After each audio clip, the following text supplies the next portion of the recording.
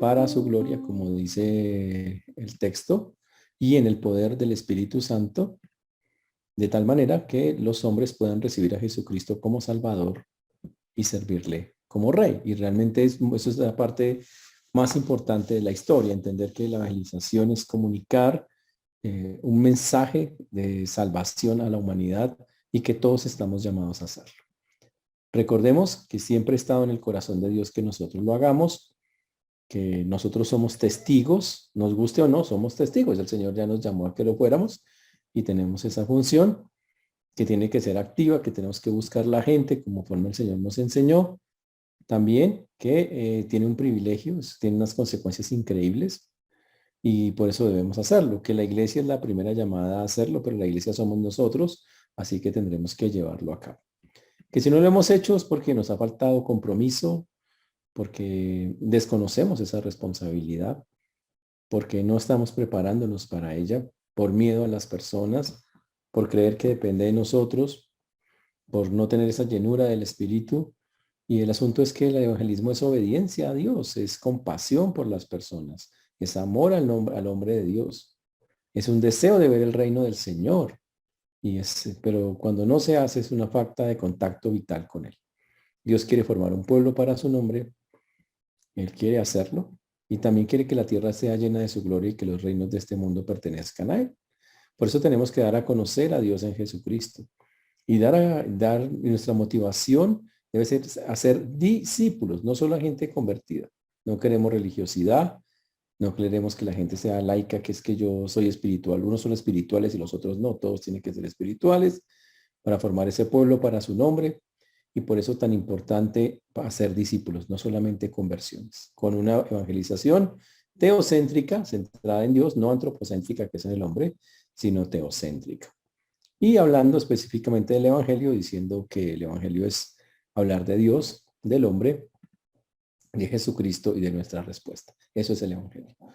Hablar de esas cuatro cosas, de mostrarle a las personas qué es lo que dice Dios acerca de todo ello. Y ya cuando vamos al final, y obviamente vimos el plan de evangelismo, quién es Dios y cada una de las cosas que implicaba todo lo que nosotros vimos. Y también nos dice que hablamos de cómo testificar, que fue muy interesante. Y dijimos que hay que testificar con denuedo, sin avergonzarnos, con sacrificio, incansablemente y con paciencia, con urgencia, con regocijo, con reverencia, con sabiduría y profundidad, con delicadeza y cortesía, con exactitud y claridad, con sinceridad y honestidad, con humildad. Y ahí terminábamos viendo eso la semana pasada. Y obviamente ahí debe ser, y ahí es el final de esta parte. Hoy vamos a seguir hablando, porque es muy importante que nosotros como creyentes participemos de todas las formas posibles en lo que tiene que ver con el plan de evangelización del Señor para el mundo. Vamos a orar para comenzar. Señor Dios, te damos gracias porque tú eres bueno, Señor, y para siempre es tu misericordia. Te agradecemos porque hasta aquí nos has traído y has sido bueno con nosotros. Solo tú tienes palabras de vida eterna, Señor. Y solo tú nos guías, nos acobijas y nos acompañas. Por eso hoy damos a ti la gloria y la honra y la alabanza, Señor. Rogamos, Padre, que obres en cada vida, en cada corazón, que perdones nuestros pensamientos, palabras o acciones que no te han glorificado y que nos ayudes a poder hacer, Señor, las cosas como tú mandas. Ten misericordia de todos los que nos están escuchando, Señor, de tu siervo quien habla, y ayúdanos a aprender de ti, pues lo pedimos en Cristo Jesús. Amén. Y amén. Ahora, estuvimos viendo claramente que obviamente hay alguien que se opone a la evangelización y es Satanás. Y lo último que estábamos viendo es esa lista, esas características de un evangelista. Ya dijimos que el evangelismo no depende de usted, depende de Dios y que lo que Dios quiere es que usted abra su boca. Usted dice, es que yo soy no soy como muy bueno, muy buena para eso. Usted puede hacerlo. El Señor es el que lo va a guiar. Solo abra su boca y métase con Dios y Dios va a hacer que en verdad usted lo haga. Ahora, ¿qué debemos esperar hoy? Vamos a la pregunta es, ¿qué debemos esperar nosotros cuando evangelizamos? Hoy el mensaje tiene que ver qué va a pasar cuando nosotros vamos a evangelizar. Para eso vamos a usar un texto famosísimo de la Biblia, un texto que habla mucho de la siembra. es la parábola del, obviamente ustedes ya la conocen, la parábola del sembrador, ¿ok? La parábola del sembrador. Obviamente la parábola del sembrador comienza en Mateo 13:3. Vamos allá, por favor. Mateo 13:3. Mateo 13:3. ¿Están allá, muchachos? Mateo capítulo 13, versículo 3. Mateo 13:3. La historia. Bien, ustedes seguro lo tienen ahí. Mateo 13:3. Muy bien. Pues Mateo 13:3 es la famosa parábola del sembrador, una parábola muy conocida, pero que nos enseña qué va a pasar cuando uno evangeliza. Y por eso nada de lo que está eh, eh, dicho, o sea, nada de lo que hacemos es lo que resulta, perdón, no es nada raro. Vamos a tener claro que los resultados van a ser muy diferentes. Y esta por ahora nos va a enseñar que es normal que algunas cosas se den y otras no se den, que también es normal que no se den. Pero lo importante acá es el mensaje y el asunto de llevarlo a cabo, a cabo. Nosotros debemos entender que lo que vamos a mirar acá es que la misión de la iglesia, la tarea de la iglesia, y eso es algo muy, muy importante y muy valioso. Ahora, hay que tratar de siempre estar haciendo la obra evangelística, y eso es algo que ya vimos claramente. Nos toca hacer la obra evangelística. Ahora, ¿cómo sabemos cuál es la misión de la iglesia? Pues está aquí en Mateo 13. Está clarito. La parábola del sembrador la tarea que la iglesia tiene que llevar a cabo. Ese es lo que tiene que pasar mientras el Señor regresa. Esta parábola nos enseña qué es lo que debe estar pasando mientras el Señor regresa aquí a la tierra. Y eso es algo que es muy bonito. Dice que aquel día, dice el versículo 1 y 2 en el contexto antes de entrar a la parábola, que aquel día salió Jesús de la casa y se sentó junto al mar y se le juntó mucha gente y entrando en la barca se sentó y toda la gente estaba en la playa. Hay algo muy bonito cuando Jesús predicaba y es que recuerden, Jesús predicaba desde el barco. O sea, imagínense, él se metía en el lago que había allí en Galilea, estaba allí, se mete al barquito, él desde el barco predica. Normalmente sentado en el bordecito del barco en la puntica se sienta, desde ahí predica y toda la gente está en la playa de pie escuchando. A mí me gustaría usar ese método. Ustedes todos de pie, yo sentado todo el tiempo. Sería fantástico. Me parece que ese es un buen método para predicar. Pero el punto es, eso era la forma en que el Señor lo hacía. Ahora, lo que había pasado ahí ese mismo día, Jesús y su mamá fueron a hablar con él para persuadirlo que dejara de predicar. Esa es otra historia muy interesante. Pero la Biblia dice que Jesús, la gente le seguía, era impresionante. Y les habló, dice, y les habló muchas cosas por parábolas.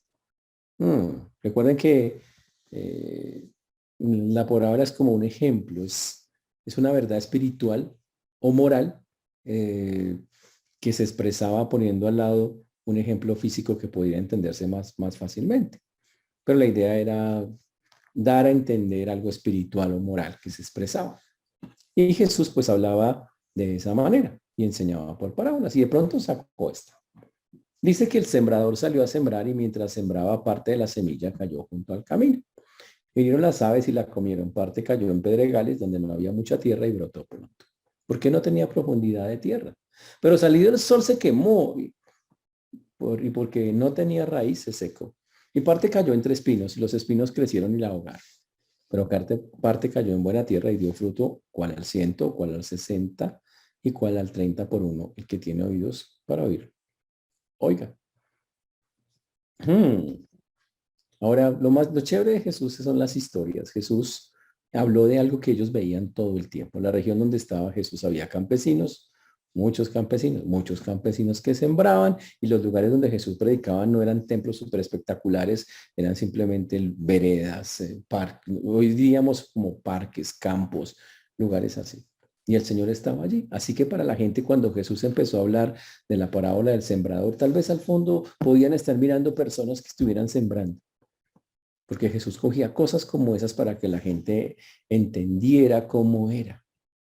Y era algo Y obviamente en ese lugar, igual que en Colombia, los campesinos hacían sus surcos y metían la mano en la bolsa para sacar un puñado de semillas y cogían y la mandaban de un lado a otro. Y los diferentes tipos de tierra en que la semilla caía también eran conocidos.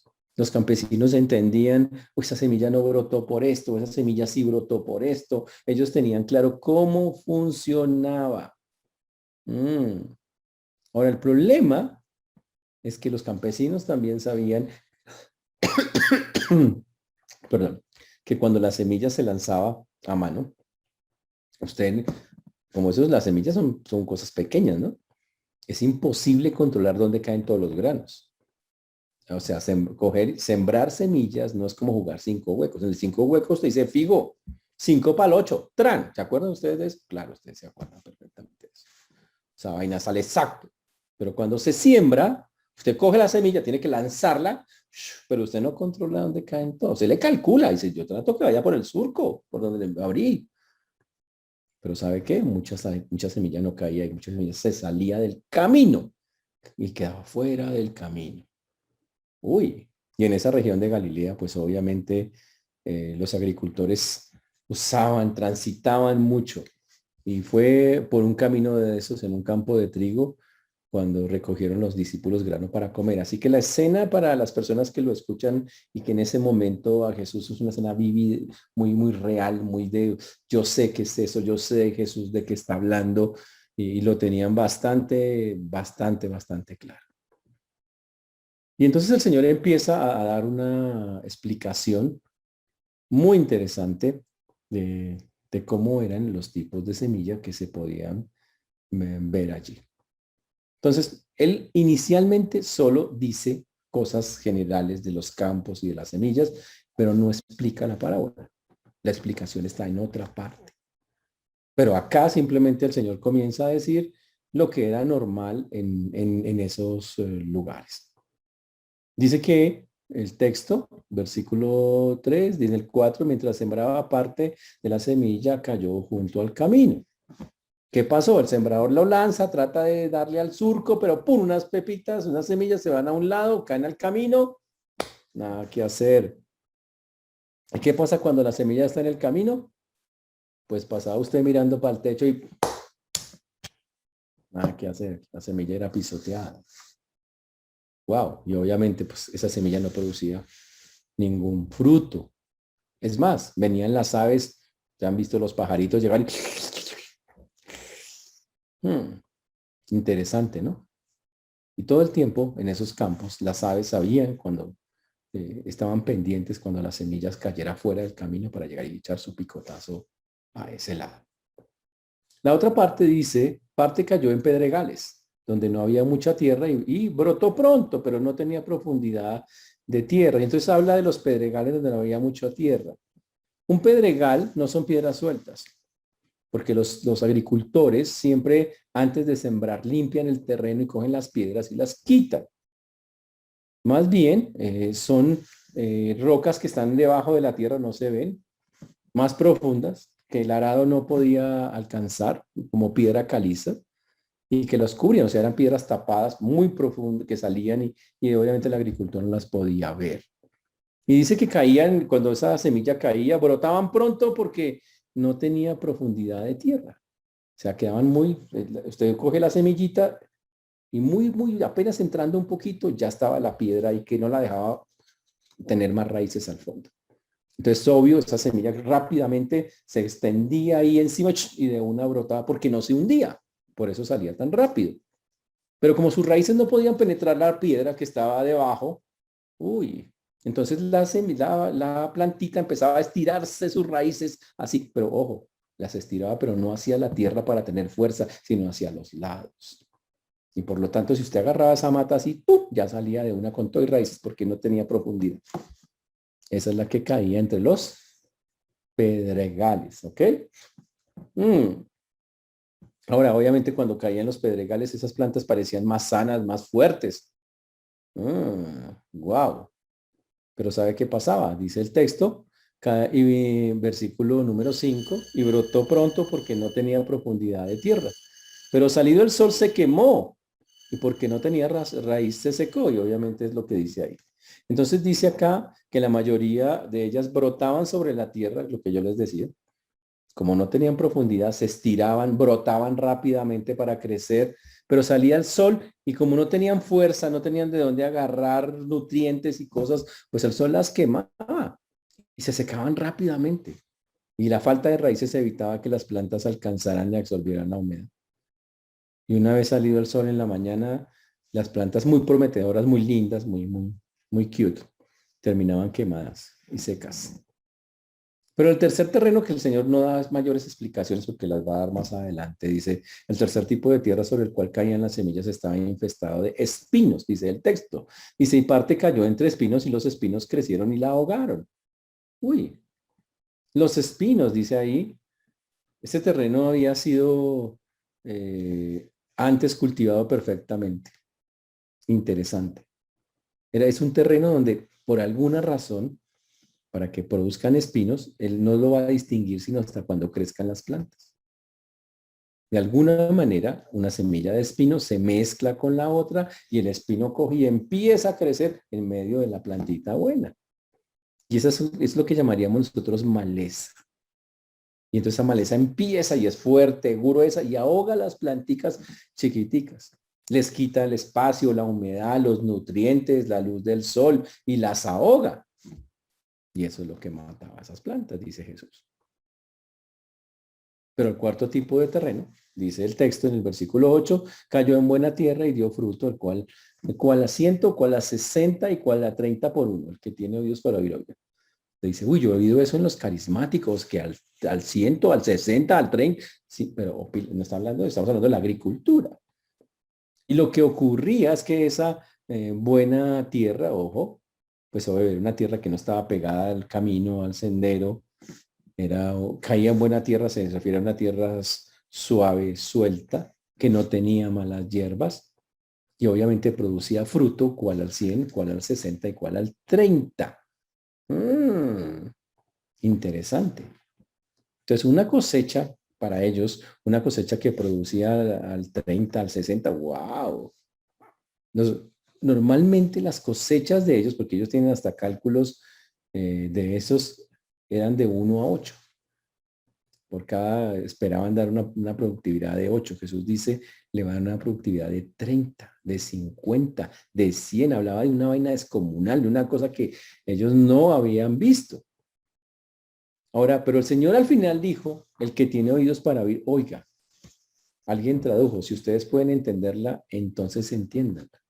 Y yo podría hoy cerrar el mensaje ahí, dice, bueno, el que tiene oídos para oír, oída en Hexemaní que hoy, y me puedo, creo, y podría irme.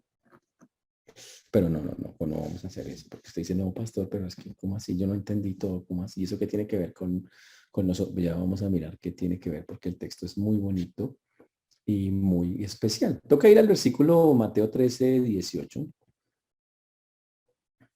13, 18.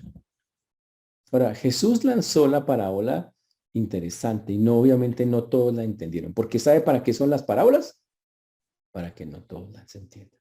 Dicen, no, ¿cómo así? Luego Jesús no quiere que entendamos todo. Esta es otra historia que un día vamos a hacer sobre las parábolas. Pero la parábola precisamente no todo el mundo la podía entender. Pero Jesús quería explicarla y por eso lo hizo. Y por eso desde el versículo 18 él empieza a dar una explicación muy detallada de la interpretación de la parábola. Y dice, oíd pues vosotros la parábola del sembrador. Ahora, no todos la entendieron, no todos la vieron. Para nosotros hoy lo importante es entender su mensaje evangelístico. Otro día estudiaremos las parábolas en su contexto completo. Ahora, dice acá, dice la parábola del sembrador, versículo 19. Cuando alguno oye la palabra del reino y no le entiende, viene el malo y arrebata lo que fue sembrado en su corazón. Uy. Y el Señor entra de una a explicarla y dice, ¿cómo así? Dice que en la parábola del sembrador, donde esa que él estuvo enseñándonos antes, ¿ok? Dice que él siembra, viene el sembrador. ¿Quién es el sembrador? Esa es una buena pregunta. ¿Quién es el que siembra? ¿Dios? ¿Jesús? ¿O el hombre? Interesante. Y muy interesante. Sabemos que siembra, que es la semilla, la palabra de Dios. Eso se lo tenemos súper claro. Ahora, ¿quién siembra la palabra de Dios? El sembrador. ¿Quién es el sembrador? El hombre. El hombre. Esos son los discípulos del Señor. Somos los que ya estamos llamados a sembrar. Ese es el punto que está allí. Entonces, ya tenemos quién lo hace. El sembrador somos nosotros. Ya sabemos qué sembramos. La semilla. ¿Qué es la semilla? El evangelio, la palabra de Dios. La palabra del reino también se dice que es así. Cualquier creyente, señores, que predica o testifica el evangelio es un sembrador que siembra la palabra de Cristo en el nombre del Señor. Entonces, la parábola aplica a toda presentación verdadera del evangelio. Ese es el asunto. Entonces, la parábola aplica para cualquier presentación que hagamos sincera, leal del evangelio. Ese es un sembrador. Qué chévere. Ahora, ¿qué es lo que sembramos? La palabra del reino, el evangelio, el evangelio. Por eso se llama evangelismo. No predicamos nuestras posiciones personales, no predicamos nuestros comentarios sobre lo que dice la Biblia. No predicamos sobre ideas locas o corridas que escuchamos en internet. No, simplemente decimos, testificamos de Cristo, no inventamos un mensaje, damos un mensaje que ya está claro, que la Biblia tiene, y ese mensaje es el evangelio. Ya está claro. No hay nada raro, decimos lo que la Biblia dice. Ahora, el poder de ese mensaje está en la palabra misma. En eso está el poder. Ese es el punto. Ahora, ¿cuál es? Nosotros ya tenemos la semilla, claro, usted la tiene. Montones, la tiene, se llama la palabra de Dios. Usted es más, usted la tiene en Reina Valera 60, la tengo en una nueva versión internacional. Usted la tiene hasta en inglés la tiene. Ya tiene. O sea, el problema no es el mensaje. Ya está claro, no hay nada que inventar, no tiene que usted buscar por ahí una vaina rara, no. Ya tenemos quiénes tienen que hacerlo, los creyentes. Y si usted es creyente, también, o sea, ya tenemos quien lo haga, ya tenemos lo que hay que ir a hacer.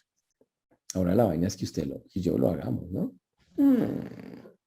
Y la parábola del sembrador, señores, gira alrededor de la proclamación del evangelio de salvación, anunciando la palabra acerca del rey y de su reino.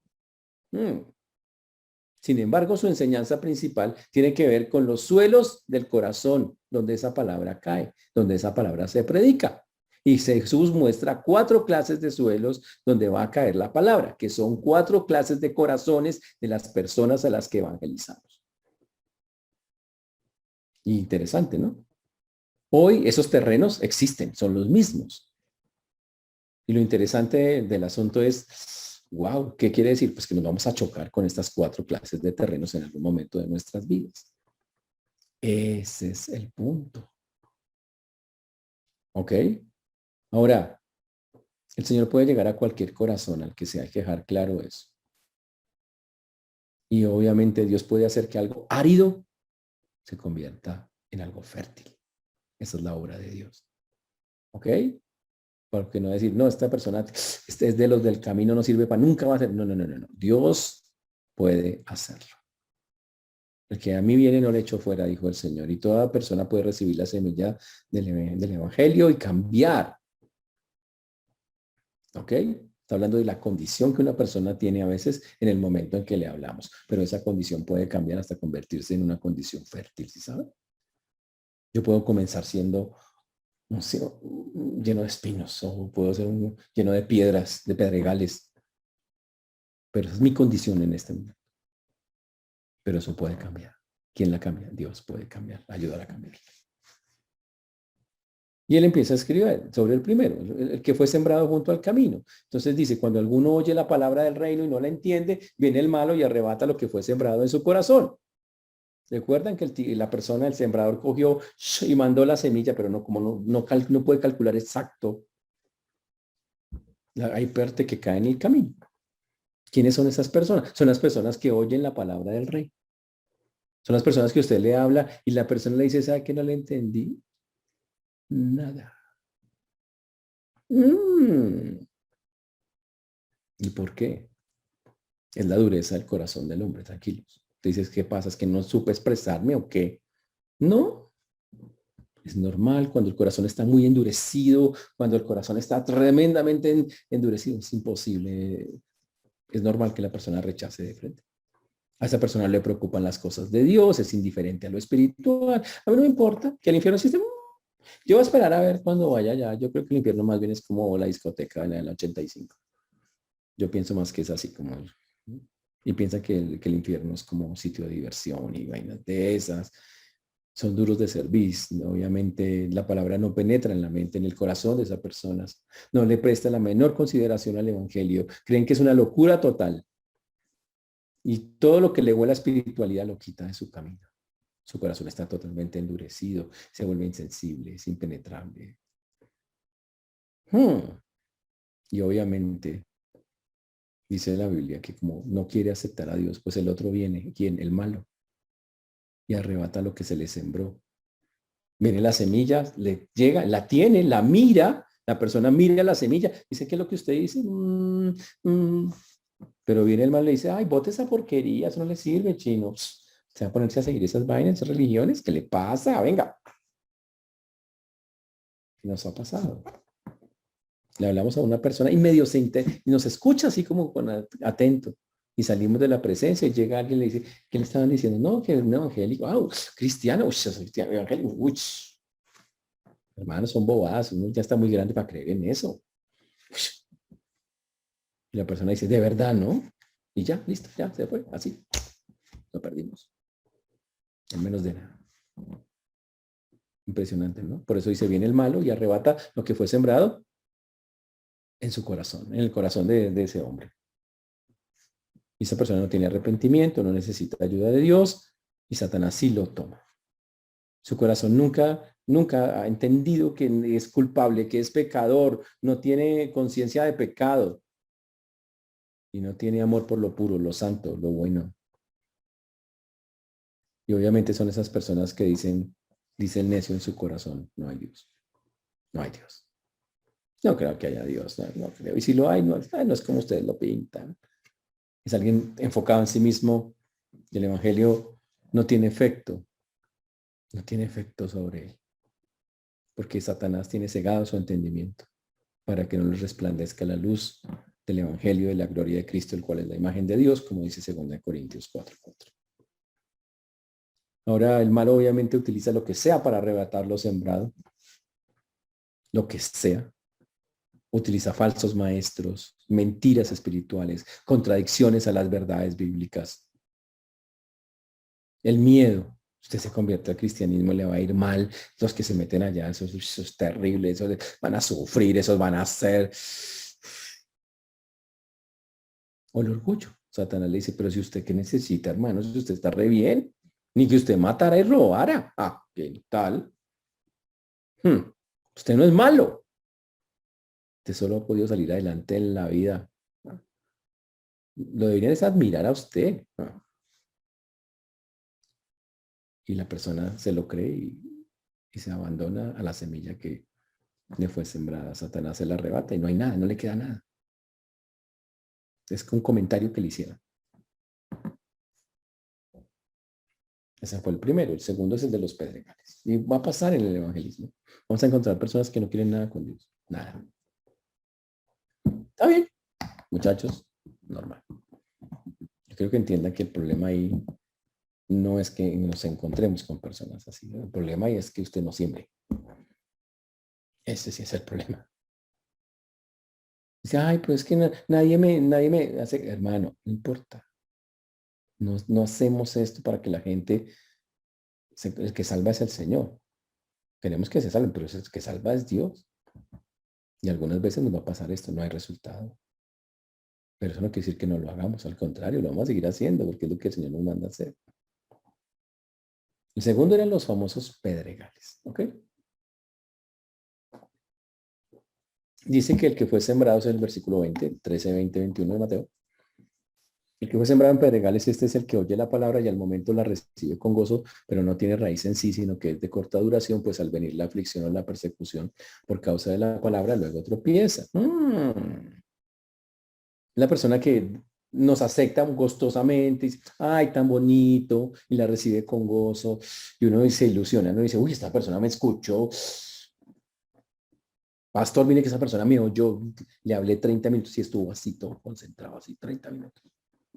Hasta yo vi que la lágrima casi le iba a brotar. O sea, yo vi como que, yo dije, no, este va a llegar al Señor. Lo tengo, está ahí un pelito. Interesante, ¿no? Ahora uno dice, pues, no es como ese corazón endurecido que no responde a nada, que no, este manifiesta entusiasmo. Dice, me gustó lo que me dijo, ¿sabe? Oiga, interesante, bonito. Dice, ¿cómo es que Dios me va a bendecir? Ahora, a veces, obviamente, eso viene porque la gente le alimentan algunos sentimientos no muy bíblicos. Les dicen, si usted se mete con Dios, el Señor lo va a bendecir. Usted dice, me suena, que me bendiga, que me dé cosas. Y normalmente las personas que hacen esto son las que se les vende un evangelio, les venden un evangelio donde no tienen que sacrificar nada, no tienen que arrepentirse de su pecado, no tienen que negarse a sí mismos, no tienen que dejar su vida antigua. Entonces dicen, ah, chévere, me suena bien, chévere, súper, no tengo que hacer nada raro, no me puedo meter a eso. Y lo que no se dan cuenta es que quienes se meten a seguir a personas así, sin entender esas verdades del costo de seguir al Señor, de negarse a sí mismo, del arrepentimiento, terminan más lejos del Señor que cuando comenzaron. Qué lejos se pone la salvación de esas personas, porque se creen religiosas, creen que sí, cuando no. Terrible, terrible. Y cuando le dicen del Evangelio, uy, tan bonito las cosas de Dios, tan chévere como predica el pastor, la iglesia me gusta mucho. Y entonces dice, sí, es muy chévere, voy a seguir adelante.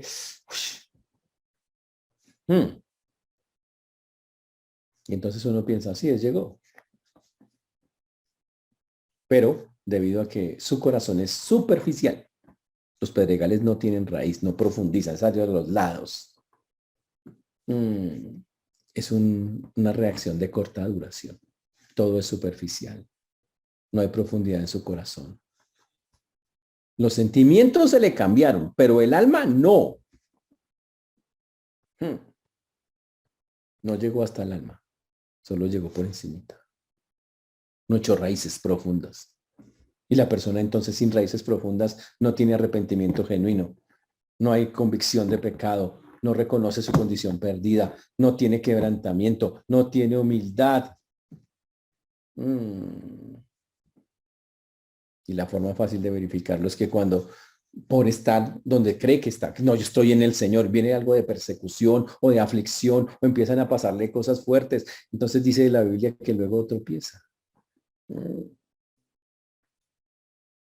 Pensó que seguir a Cristo le iba a tener un montón de beneficios personales, pero cuando es confrontado con la verdad espiritual de que en el mundo tendréis aflicción, y más si soy creyente, se estrella, se estrella terriblemente. Y su vida religiosa se cae por la aflicción, por la persecución, se derrumba. Es como una casa que se sembró sobre la arena y vino el viento y se la llevó. No tiene realidad espiritual. Wow. Es lo grave del asunto. Quiero ser claro con esto. Este tipo de supuesto creyente puede bautizarse, servir en la iglesia, actuar como un miembro de la iglesia, pero al final se va, se derrumba y nunca vuelve. Es un religioso puro, 100% religioso, envasado por religion.in. Una vaina así, más o menos, para que me entiendan. Tremendo. Ahora, esa aflicción a la que se refiere la Biblia, obvio, todos tenemos dificultades, creyentes y no creyentes las vamos a tener, pero se refiere más por causa de las cosas de Dios, por causa de la palabra. ¿Sabe qué pasa? Un ejemplo. Usted le dice a esa persona que supuestamente estamos, vamos a discipularnos, y le dice, y el discipulado le enseña, hermano, hay que negarse a sí mismo, y la persona dice, hermano, hay que comprometerse con Dios más fuerte. Uy, no, pero es que, no, no. Y entonces dice la Biblia que tropieza. La palabra tropieza te la conocen. Voy a hablar un poquito en griego, es escandalizo. Escandalizo. ¿Viste qué pronunciación tan impresionante? ¿Sabe qué significa? Ustedes la tienen re clara, escándalo. Y básicamente de ahí se saca la palabra escandalizar. Significa la persona se ofende. ¿Cómo así que tengo que dejar mi egocentrismo? ¿Estás en serio? Hablándome en serio. No puedo seguir siendo un religioso que va a la iglesia solo los domingos y los miércoles no voy. Bueno, un ejemplo, no sé. ¿No? No puedo seguir siendo un religioso que solo entra a la predicación, pero no a la escuela. Bueno, algo así. ¿Cómo así que tengo que involucrarme de verdad con todo con el ¿En serio? No, realmente me parece, no, eso es mucho, me escandaliza eso. Se ofende, tropieza, trastabilla. Sí, tremendo si son sinónimos, ¿no? Cuando sufres por esta prueba.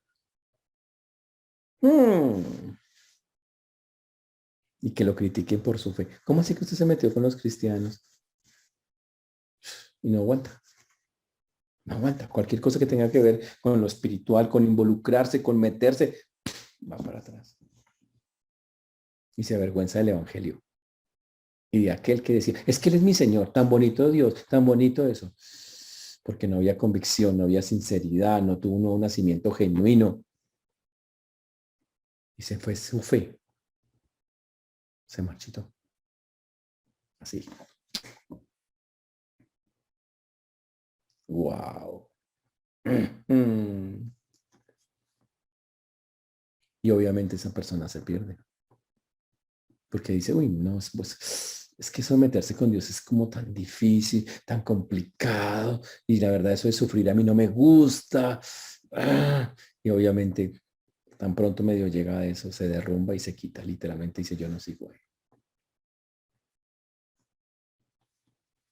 La Biblia dice, todos los que quieran vivir piadosamente en Cristo Jesús padecerán persecución. Eso es 2 Timoteo 3:12. Tremendo, ¿no? Pero después la Biblia dice que aparece el que fue sembrado entre espinos. Y la Biblia clara, es muy chévere que Jesús mismo nos explique la palabra. Eso es chévere, es como tener una clase con Jesús, explicando, ahí Jesús explicando eso clarito. El que fue sembrado entre espinos, este es el que oye la palabra, pero el afán de este siglo y el engaño de las riquezas ahogan la palabra y se hace infructuosa. La tercera tierra es una tierra llena de espinos. Es una persona que oye la palabra, pero es que es un mundano.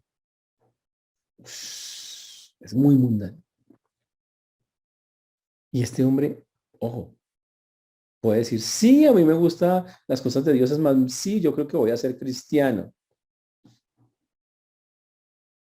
pero su prioridad son las cosas del mundo, los afanes del mundo y las preocupaciones del mundo que lo ciegan.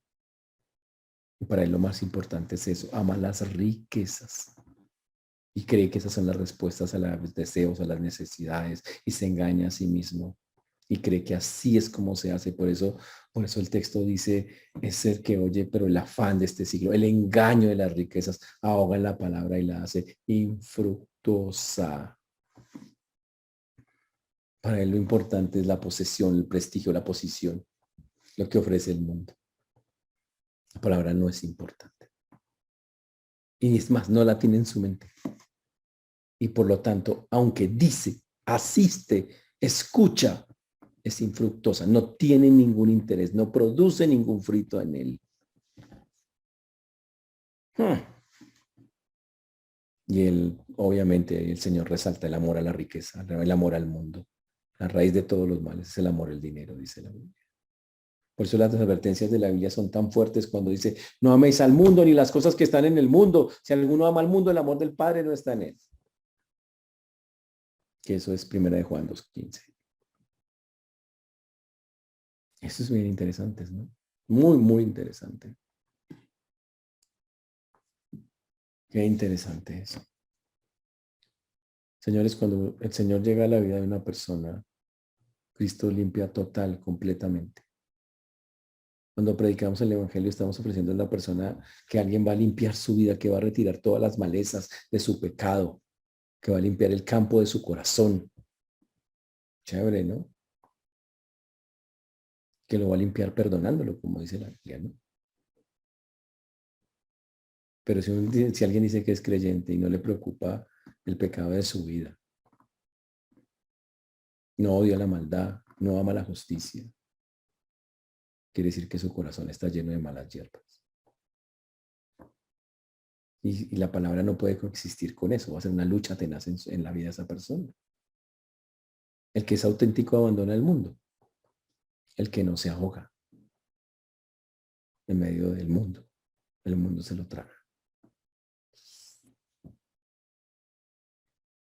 Y lo que sigue va con sentimiento para todos los hermanos que nos escuchan, o no, por aquí o más tarde. Si una persona llega a la iglesia y no se compromete a servir, pero tiene un montón de preocupaciones, profesión, moda, deportes, dinero, lo que sea, es alguien lleno de maleza en su corazón. Es alguien que tiene mala hierba en su vida. Wow. Y pilas, porque el mundo lo va a ahogar. ¿Y saben cuál es el problema? No hay seguridad, salvación en alguien así. Es difícil saberlo. Es muy complejo. Por eso cuando una persona dice ser creyente, pero es bien mundana, bien carnal, digo, tremendo. Porque el resultado es, o es un impío religioso, que ese es normalmente el resultado que puede mostrarse acá en la parábola, engañado completamente,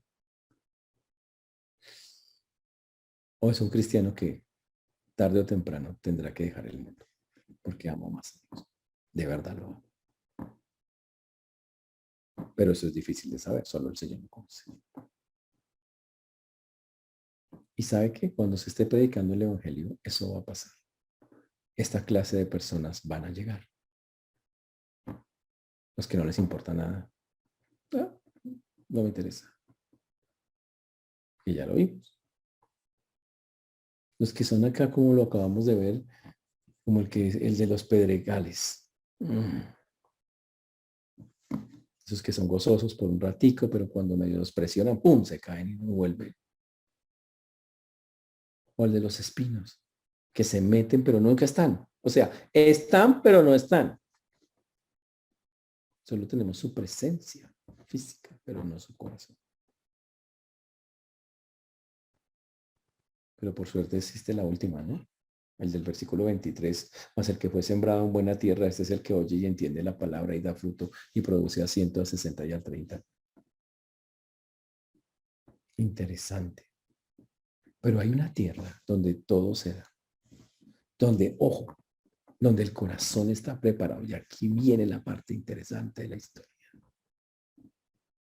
A nosotros no nos debe importar si alguien tiene el terreno 1, el terreno 2, el terreno 3 o el terreno 4.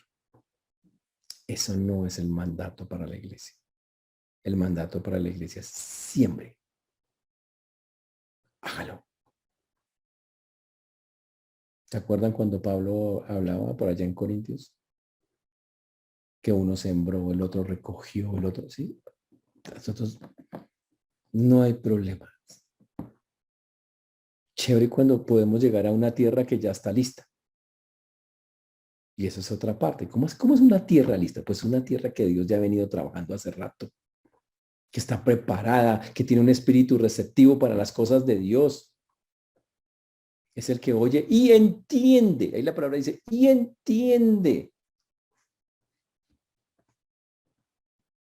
Algo ha pasado en su vida. El Señor a través de las circunstancias, de las cosas, ha movido tanto ese corazón que la persona ahora percibe la vida y dice, sí, ahora entiendo. Antes no entendía. Por eso decimos que él puede comenzar siendo alguien del camino y terminar siendo algo de un buen corazón, listo para ser evangelizado, si lo queremos ver así. Señor, es una persona salva. Puede llegar a ser salva por cientos de razones. Viví en el mundo, me cansé. Pero alguien podría decir, no, no viví en el mundo, pero era un intelectual y también me cansé. No importa. Y Dios prepara a todos, de todas las edades, razas, grupos. El Señor nos prepara a todos. La única barrera del Señor es para la salvación es la incredulidad. Y toda persona que esté dispuesto a aceptarlo, bajo las condiciones que el Señor coloca, es buena tierra. Y por eso dice, es el que oye la palabra, que honra a Dios, que abre los oídos. Dios obviamente es el que ayuda en ese proceso y entiende la fe. Dios le abre la mente, le abre el corazón. Y ese hombre en su corazón se humilla. Hay otros que no. Pero cuando lo hace, este hombre llega. Esa es la buena tierra. Y por eso a veces cuando hacemos evangelismo, hay personas que usted le habla y de una le dice, listo, y se mantienen y nos demuestran que, uy, increíble ese creyente donde salió. Pila, no, usted dice, uy, yo soy instantáneo. ¿Qué poder el que tengo? No, no, no, no, no. Ese es el resultado del trabajo de Dios, seguro de muchísimo tiempo en la vida de esa persona para que ya estuviera listo. Ahora la vaina es esta, ¿no? Como nosotros no sabemos quién está listo, nos toca predicarle a todos. Esa es la vaina. Yo no sé quién está listo. Mirando caras, a veces uno se sorprende. Usted ve una persona toda con un hombre con un pelo largo, me llaman un mecho. Full tatuaje del dragón que le comienza acá, le da la vuelta por la espalda, le sale por el embarazo, se le devuelve acá en la palma de la mano y tiene una boca abierta, una serpiente. Y usted dice, ay, no hay nada. Ah, si Dios ha trabajado su corazón, Él dice, sí, yo necesito a Dios. No depende de cara, no depende de apariencias externas. Depende del trabajo que Dios se ha venido haciendo con la persona y que la persona en su corazón diga, sí, te necesito, que haya llegado a esa convicción y en ese momento el fruto espiritual es inevitable. Interesantísimo eso. Y entonces esa persona se llena del Señor, llega verdaderamente y se llena del fruto del Espíritu, del amor, gozo, paz, paciencia, benignidad, bondad, fe, mansedumbre y templanza. Entonces ocurre. Y se deleita en el Señor y se goza en el Señor. Y es como un árbol plantado junto a corrientes de agua que da su fruto a su tiempo y su hoja no cae y todo lo que hace prosperar. Chévere, ¿no? Y hacer la voluntad de Dios, porque somos creados en Cristo Jesús para buenas obras, las cuales Dios preparó de antemano para que anduviésemos en ellas. Entonces da fruto. Y ese fruto, dice, es tan abundante que el Señor dice, es a 100, a 60 y a 30. Significa al 10.000%, 6.000%, 3.000%.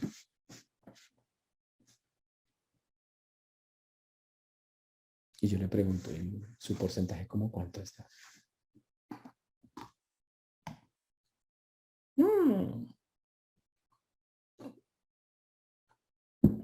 El porcentaje En Palestina del 8%. El Señor dice que el que se mete con Dios da el 3.000 mínimo. El menos productivo.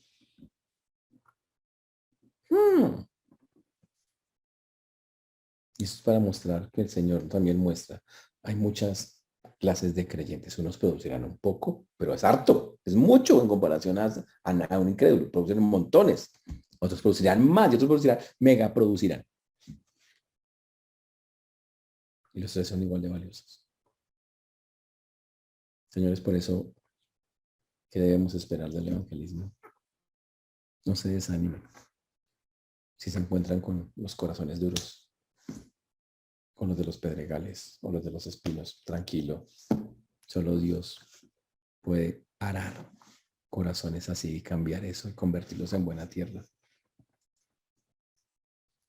Pero nosotros somos sus testigos fieles. Y es lo que el Señor nos llama a hacer, sean testigos fieles. Y normal, cuando evangelicen, normal que haya respuestas buenas, normal que haya respuestas malas. Y todos tenemos que ser testigos. O sea que, Señor, aquí el enfoque de la iglesia debe ser, vamos a evangelizar.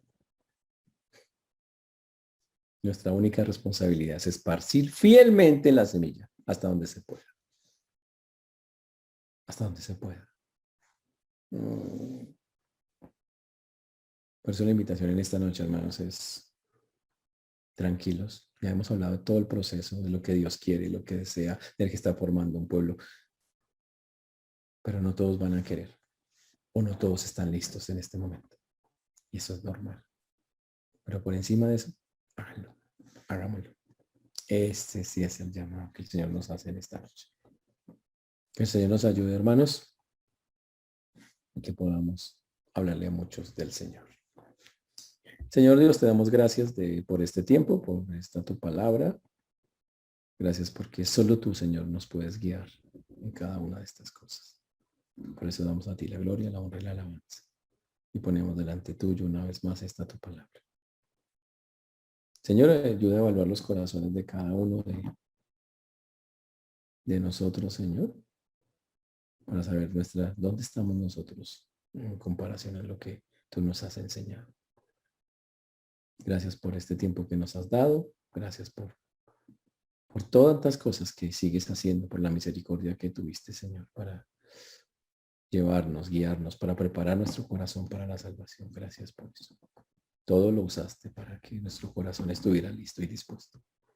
Ayuda a los que están engañados. Si hay alguno que nos escucha y se ha dado cuenta de que tal vez está engañado en su corazón, a que se cambie esa tierra improductiva por una tierra fértil, doblegando su corazón al Rey de los cielos. A ti la gloria damos, Señor, en el nombre de Jesús. Amén.